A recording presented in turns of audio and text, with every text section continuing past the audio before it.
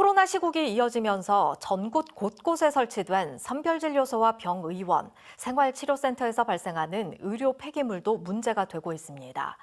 감염 위험이 높은 의료 폐기물을 처리할 소각장이 턱없이 부족하기 때문인데요. 신속하게 처리해야 할 폐기물을 받아주는 곳을 찾다 보니 운반업체 노동자의 안전도 우려되는 실정입니다.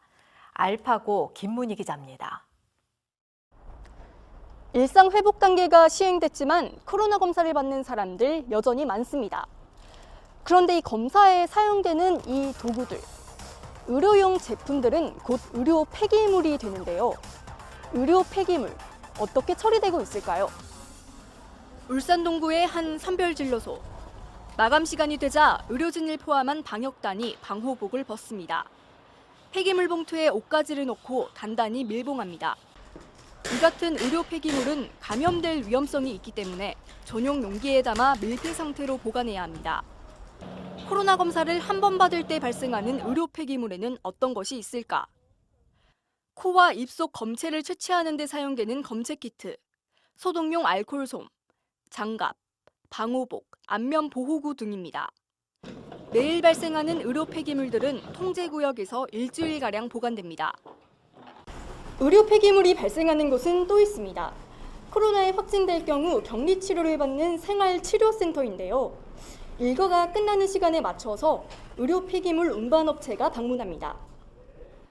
이곳에서는 생활 쓰레기도 모두 의료 폐기물로 처리됩니다.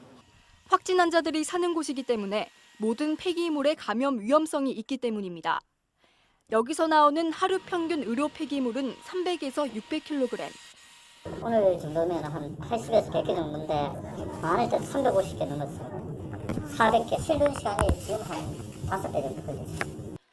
이렇게 울산에서 발생한 의료 폐기물 대부분은 경주의 한 소각장으로 갑니다. 이거 들고 어디로 가시는 거예요? 처리업체로 경주 관광공장 쪽에 있는 울산에는 의료 폐기물을 처리할 수 있는 곳이 없기 때문입니다. 소각장 한 곳이 있었지만 혐오시설이라며 주민 반대가 심해 법적 기준에 맞게 증설을 하지 못하고 지난 6월 폐업했습니다. 울산 지역에서 발생하는 의료 폐기물을 처리해온 소각장입니다. 5개월 전에 폐업을 해서 지금은 이렇게 흔적만 남아 있습니다. 1톤 이상을 넣으려니까 도시계획시설 결정을 받아야 돼. 도시계획시설 결정을 신청을 했는데 울주군에서 반대를 했죠. 지난 한 해 동안 울산에서 발생한 의료 폐기물은 3,165톤. 감염 우려가 있는 의료 폐기물 상당량이 90km를 이동하고 있는 겁니다. 의료 폐기물을 다른 지역으로 가져가 처리해야 하는 건 울산만의 상황이 아닙니다. 전국의 의료 폐기물 소각장은 13곳. 지역별로 편중돼 있는데 영남권 5곳, 수도권과 충청권이 각 3곳, 호남권 2곳으로 강원과 제주에는 한 곳도 없습니다. 서울 수도권에도 좀 봤습니다. 제주는 육로 수송이 불가능하다 보니 선박을 이용해 전남 경북으로 의료 폐기물을 옮기고 있습니다.